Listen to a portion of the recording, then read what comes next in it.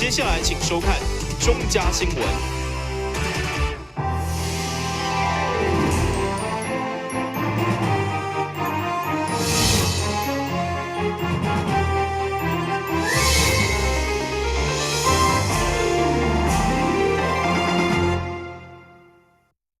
是林雅珊，欢迎收看6月5号的中嘉台南地方新闻。立法院伫5月26号三读通过《原住民族语言发展法》，明定原住民族语为国家语言。对此，议员古木哈少质询教育局，伫族语教师专职化部分要安怎来推动，并且建议甲国教师争取能力来进行教学、行政甲研究的工作。针对立法院通过原住民族语言发展法，将原住民族语提升为官方语言，议员古木哈少质询教育局，对着族语教师专职化，但是要安怎来推动，以及有啥物应用对策？我们既然台南市推族群主流化政策，我这边有这个语言也通过了，成为官方语言。接下来，它其中有一个部分叫做族语教师专职化。好，族语教师专职化在明年的时候就会推动。那我们台南市要不要做？好，所以这个时候就要去思考，族语专职化对于台南来讲有什么样的帮助？我们可以怎么样提出适合我们台南市的族语专职化的模式？在没有专职化之前，我们对于族语老师在精进教学这个部分，其实也做了很多努力，每年都有办相关的这个课程教材的发展的研习啦。议员指出，台南市比其他的县市更较有条件来做族语教师专职化，建议向各教师争取能力，配置伫原住民族教育资源中心，来专门做教学、行政甲研发教材的工作。它不仅是全时嘛，对不对？它是全职嘛，然后可以做协助教学工作、协助行政工作，而且同时间又可以做研究的工作。然后研究的工作包括什么？可以做一些什么课程发展，这个也是我们台南其实应该要做的，而且可能这个部分做的还不是那么完整哦。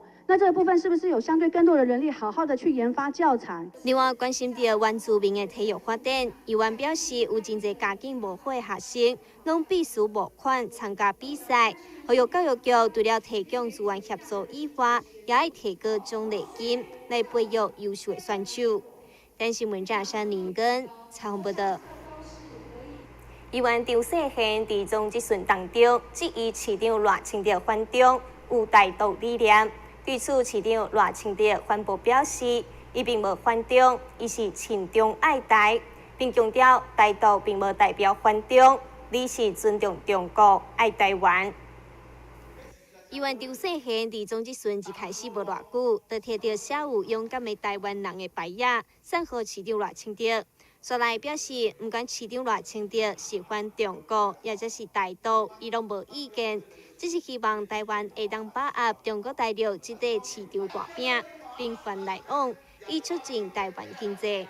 这个大陆这块大饼大家拢要闯啦。有，咱台湾不管是文化啦，还是讲这种类啦、人性啦、语言啦，还是讲这距离啦，拢上近的啦。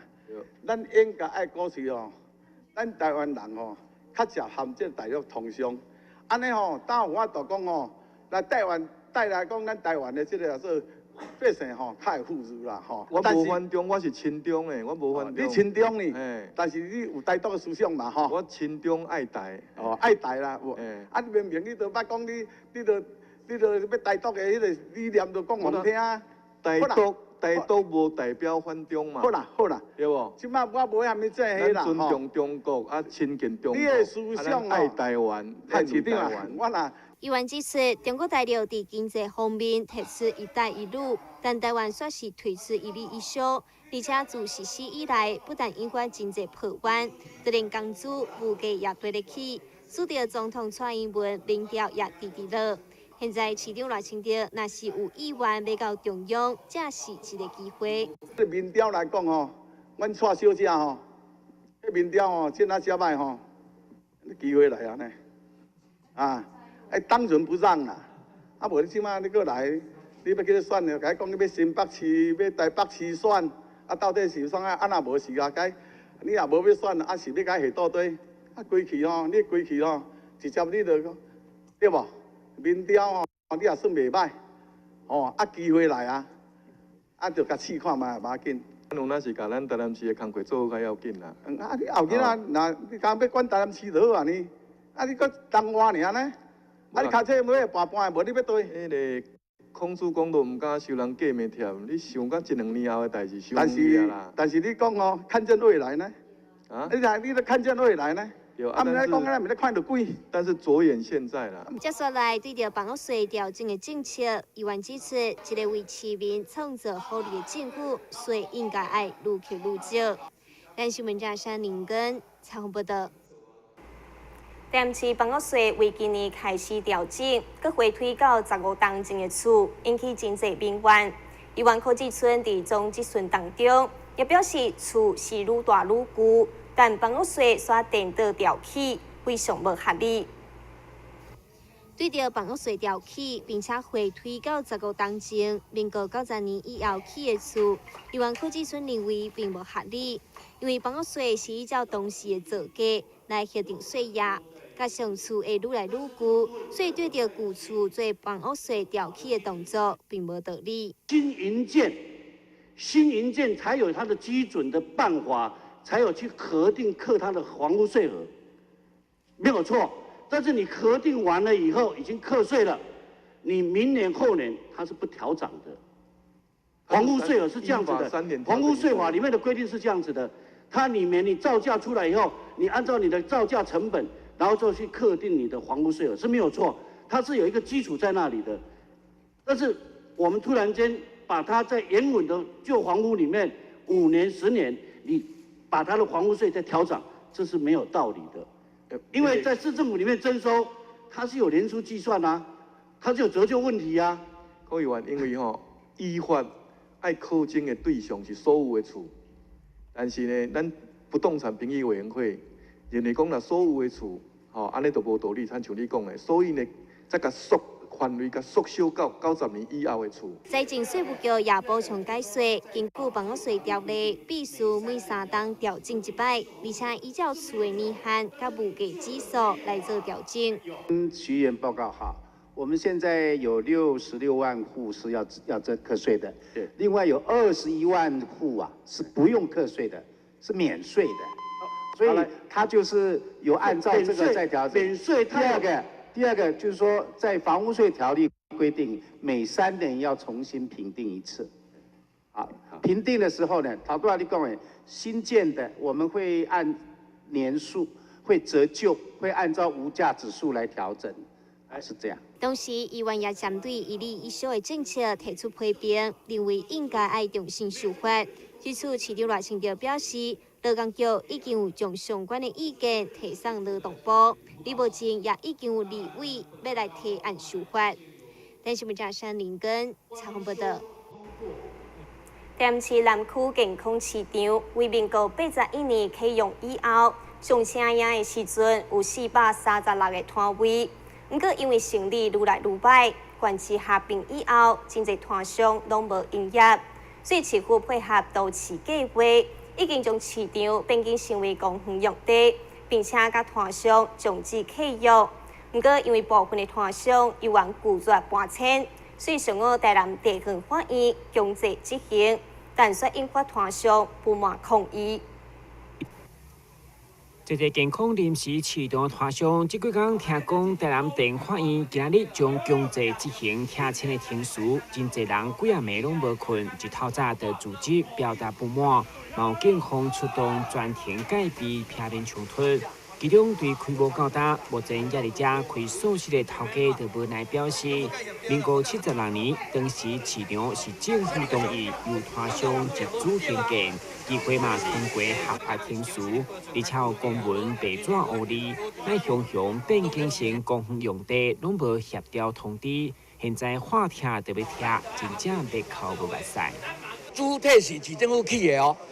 市政府要起的时阵，讲伊无钱，叫阮摊员先出钱，先出钱的时阵伊经过议会通过，议会通过，市政府过来起的时阵，竟然无使用这只，即摆再甲我讲这无合法，无甲产业讲这无合法，爱听，哦，这世间太还有天理啊！为了替这群无辜的团乡主持公道，包括议员李文静甲郑永珠等人拢到场关心。其中议员李文静认为，干涉嫌官商勾结，错误是过去的政府却互台湾有人献了400-500万，话愈讲愈激动，要要求赖市府团队改观承受，嘛尽力协调法院暂缓听证，先解安大好势，也无将控制到底。啊，这个代志啊，这个头甲尾唔对，就是对政府伫1987年的时阵，这个含遮的一寡专门咧创这个摊贩商场的这集团勾结，才会牵古落南害咱泡沫少者来投资伫遮落咧伫遮台湾，对唔对？所以这个政府你今仔阮一个交代，你这个代志若交代了的时阵。赶紧，阮鼻啊无力，阮无第二句话，阮搬走，安尼也无。第二议员甲市府一面协调过程当中，其实法院伫警方的保护之下，游玩一户一户清查，强制进行清点财产。对此，驻地会长表示，虽然伊已经提出控告，不过现阶段也是呼吁市府先尽安避的责任。阮希望阮安大有好势，因为这生意做袂起来，我嘛希望讲有一个安大，但是安大性质用好，唔通阮袂使要甲容易卖鱼的，啊卖鱼的要甲容易卖虾啊，卖拢无啊，性质无啊。伊希望伊坐落好好甲阮沟通，啊了解阮的性质，叫阮的诉求，啊阮安大一个生计，因为大家拢爱食饭。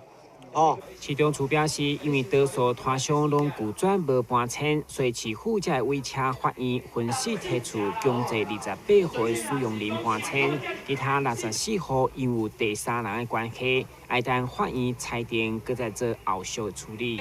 但新闻军及郭国义采访报道。新休分一个马上登来新闻现场。药物成瘾会使大脑神经传导物质分泌异常，几乎脑内的小兵成天只想着吃药，不想好好工作，身体思考都罢工，行为不受控制，还会有耐药性戒断症状可引。必查获前主动寻求协助的病人，不必担心法律刑责。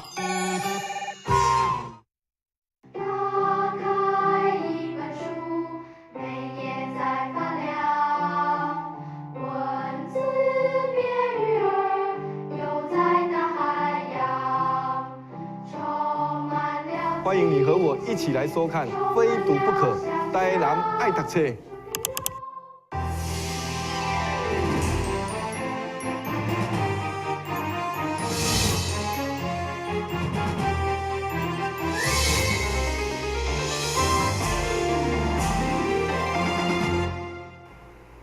农业被认为是古早的行业，真正有少年人想要做田。根据统计，目前国内做田的年龄平均伫62岁左右，农业迈入高龄，出现短暂危机。为了鼓励少年人从事农业，台市政府推动新农林政策，招募20到45岁有意加入的少年人，提供技术、资金、农地、行销等资源协助。这6年来已经成功吸引838位新农林加入。甚至更有93人突破100万年薪。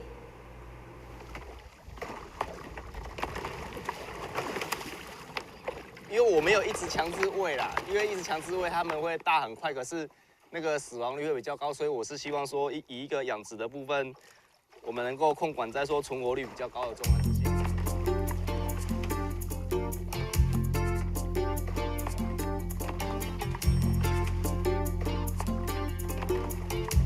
求职再求量，这是郭俊伟养殖龙胆石斑初衷。70年次的他，26岁那年接下父亲遗愿，当起新农人。我们在第7年的时候，也就是3年前，那我开始就是有在走自产自销的部分。郭俊伟以向往养殖龙胆石斑，一来好管理，二来减少大鱼攻击小鱼事件。而且别看周边杂草，这个是天然保护墙。我们是不使用除草剂做自然管理，因为我会觉得是说，我们遇到那个天气很热，它其实这个有植批的部分的时候，它的温度也不会那么热。如果说天气很冷，它也是可以变成说皮肤可以保温。然后重点是像那个我们很久不下雨，它刚下雨下来的时候，它会冲刷一些东西下来。那这些沿岸的这些植物的部分，它是一个很好的缓冲。台湾迈入高龄社会，农渔产业出现断层。根据统计，务农年龄平均在62岁。若没年轻人的加入，农村生产力只会越来越衰弱。那我们希望，对务农有兴趣的，不管他是2代，或者呢他是完全没有经验，那这个我们都把它纳为我们未来招募新农人的一些这个对象。那我们新农人一般来讲，就是以20岁以上到45岁这个阶层。这个大概养1年多而已，还不到2年。郭俊伟加入新农人专心耕耘，尤其一条龙胆石斑价格不菲，如何找到消费客群才是重点。我们除了现行的可以上批发市场去销售以外，另外我们呢也帮他们建立了一个叫做社区菜市场。消费者在哪里，往往有时候我们不容易抓到，但是透过这个平台它就很容易这个供应者跟消费者就媒合了。市府有把这个产地标章做起来，那我们可以借由这个产地标章跟他说，我们不只有那个中央政府的计划可以去支持说做产销履历，我们本身也有产地标章。市府严格把关台南上清认证标章，渔产上岸在冷气房进行分切、真空包装、急速冷冻，维持品质。它新鲜度、它品质很稳定，因为它每一个部位，它都会跟你讲介绍说哪一个部位去的煮法是最适当的，所以你照它的那个指导方式去做，你就可以吃到那个鱼的整条的精华，而且它那个 Q 度够啊。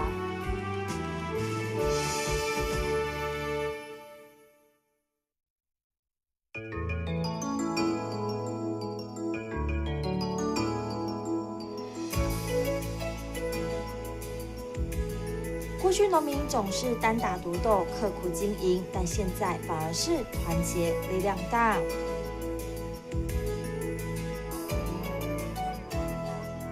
因为我们就是有共同的理念，然后就是朝友善的方向去走。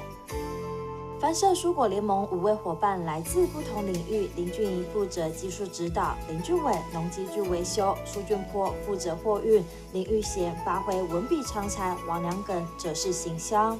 团队呢在一起工作，其实有得讨论，有得嘻哈，有得一起工作，我觉得不像是人家之前这样子，农业很辛苦，一个人在单打独斗，我觉得很无聊，然后又很累。团队或许是一个未来趋势，然后也可以集中火力，然后往外扩展的方向。农业的领域不是只有实体的生产，而是应该包含到加工的领域，包含到这个商业的领域，就是行销，甚至于呢也可以结合休闲旅游，所以休闲也可以是农业广泛的一个范围。农业不再只是拿锄头摸摸耕耘，而是能发挥所长，尤其资源挹注下，让青农不再彷徨。所以我们几年来，我们现在呢已经有838位的新农人加入我们的阵营。那我们大概每年呢都做一个调查，就是有92位都有达到100万以上。农业被视为是一个古老行业，但在青年返乡接棒经营，走出一条崭新道路，不是被剥削无法温饱，而是能永续经营，创造更多绿色经济奇迹。全国非环保爱奖适合下晡伫新营文化中心举行颁奖典礼，主要发扬非环保爱、超越障碍的精神。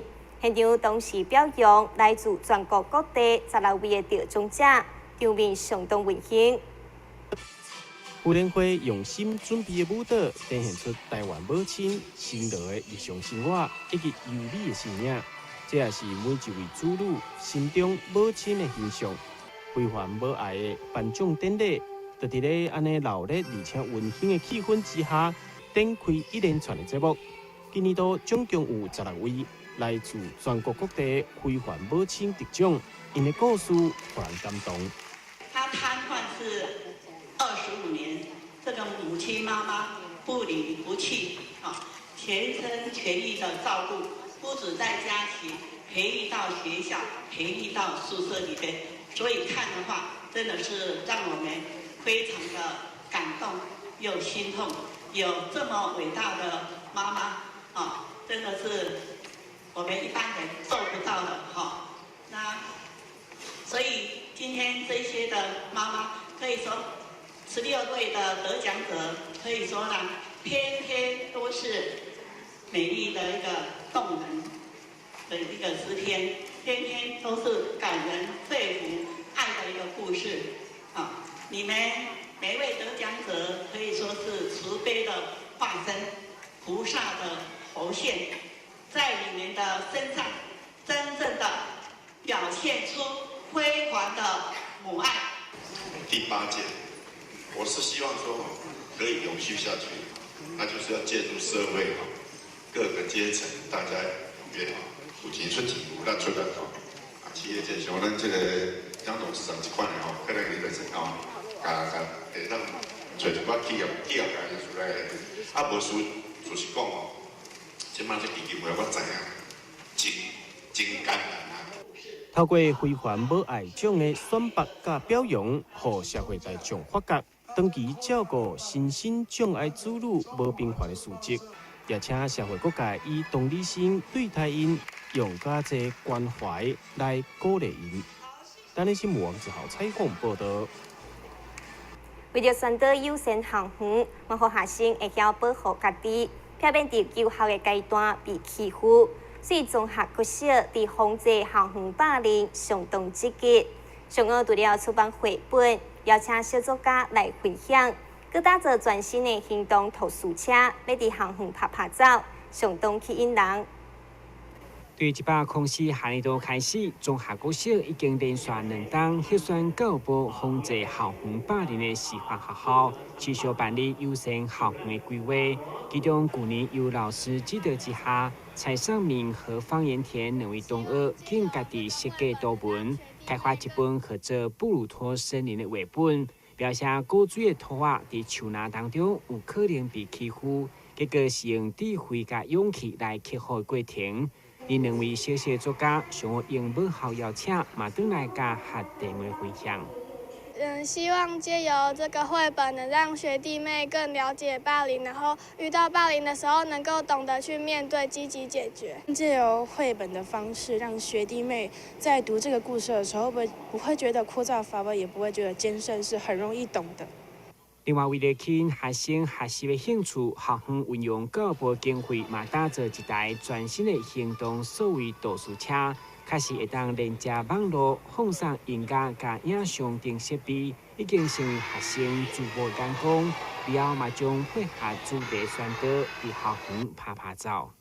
那这一台行动阅读车，它因为本身可以移动，好，这第一个；第二个，它的置物空间非常的大。所以里头可以放置一个主题量的这个读物哈。那因为它也很有噱头哈，小朋友看了都很开心。透过数位的结合、影音的呈现，还有走动式的这个阅读的功能哈，那小朋友就可以依照我们每个时期哈不同的主题哈来接近书本哈，然后能够增加阅读量这样子。校方表示，到时所有1、2年学生拢会先摕到该绘本，嘛，互因未来伫学校的学习会当健康快乐，甚至协助推广保护家己的观念。电新闻管制郭博义采访报道。新闻最后，赶快来关心气象。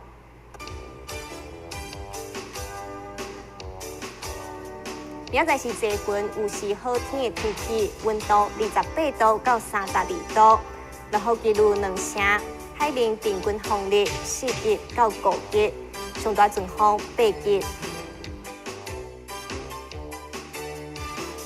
感谢你收看6月5号的中嘉台南地方新闻，我是陈雅珊，咱再会。